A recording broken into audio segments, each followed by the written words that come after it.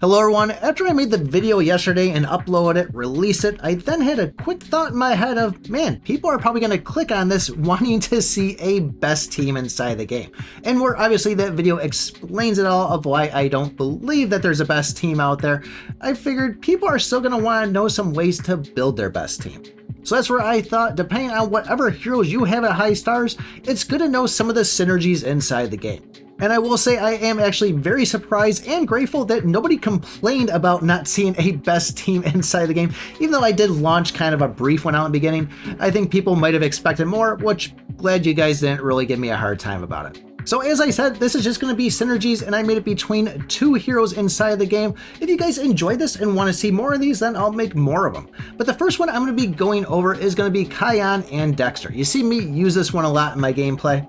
And where I try not to brag too much inside the game itself, I just got Kion to 12 stars and I'm pretty psyched about it. So I think it's pretty awesome.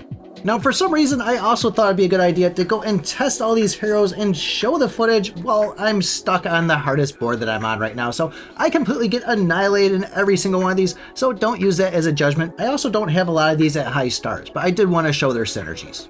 So with Kion and Dexter, this is not really going to be Kion really helping Dexter at all, but more Dexter just really pumping a whole bunch of attack into Kion. Kion being adjacent to Dexter will automatically go and get extra energy every time he hits somebody in the front row.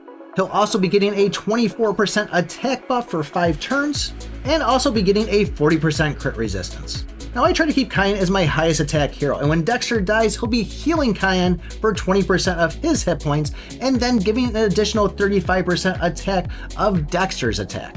And of course, when an enemy dies inside game, Dexter will be healing everybody for 65%. That's adjacent. So like I said, there's not a lot in here that's really Kion pumping into Dexter, but Kion being such a powerhouse, Dexter just stacks a ton of attack. The next one is another one I use a lot, and that's going to be Almond and Lulu. And I know a lot of times I say that Almond is a complete beast, and then I get these comments in there of people saying, I tried him, but he really doesn't seem to be doing too much. And that's where Lulu really steps it up a notch. Now by now, you probably have heard enough about Almond. You know about the healing over time that he has. It's all based around by attack, and Lulu, of course, is going to give attack buffs. Now, yes, this one can also be a little bit one-sided with Lulu mainly focusing on pumping that attack into Almond, but Almond obviously is going to be giving that healing back to Lulu, which in turns will make them work well with each other.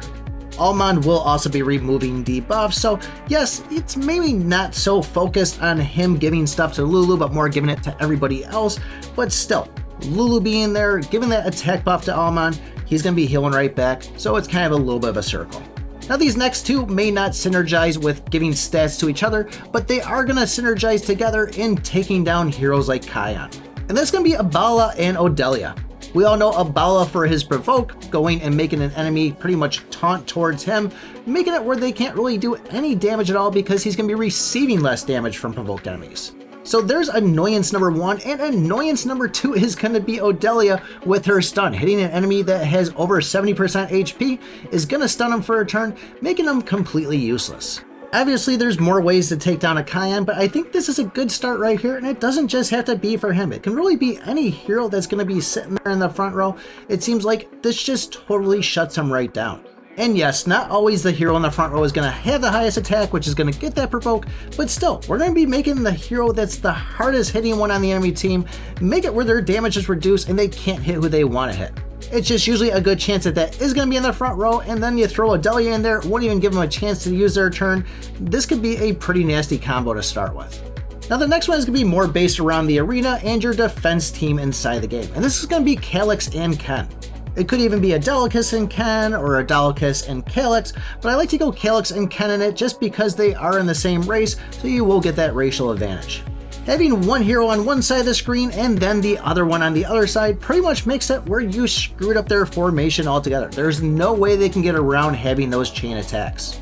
I mean, they could go and throw one hero in the top left and another hero in the top right and then throw the other 3 all the way in the back, but a lot of people are using heroes like Almond or even Dexter that are going to need those adjacent bonds. So if you are looking for a good defense stack and you do have these things start up pretty nicely, this is something you should try and just see how it works out for you. The next one I'm really looking forward to get leveled up, and that's going to be Milia and Peru. Yes, I said Peru. You're right, you heard me correctly. Now Milia is the human hero that when she goes and gets her active, she's going to fire out. If she kills the hero, she's going to get another shot. If she kills that one, she's going to be getting another one. And these will always be hitting the enemy with the lowest HP.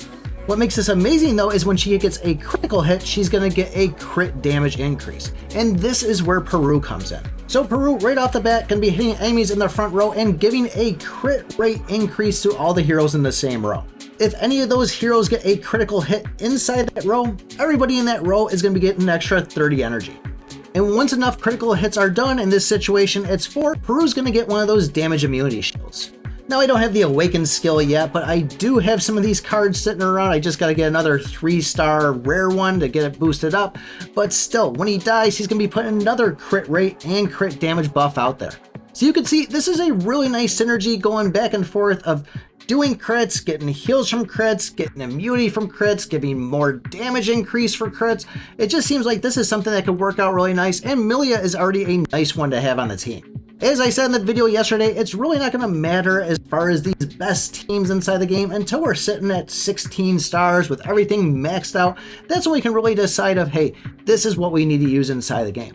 But in the meantime, if you do have any of these stars for these heroes that are sitting pretty nice, these are some things you should try. They might actually work out pretty good for you. If you didn't see the video from yesterday and want to check it out, I'll have it linked up right over here. But other than that, thanks for watching, and remember, I pick my butt.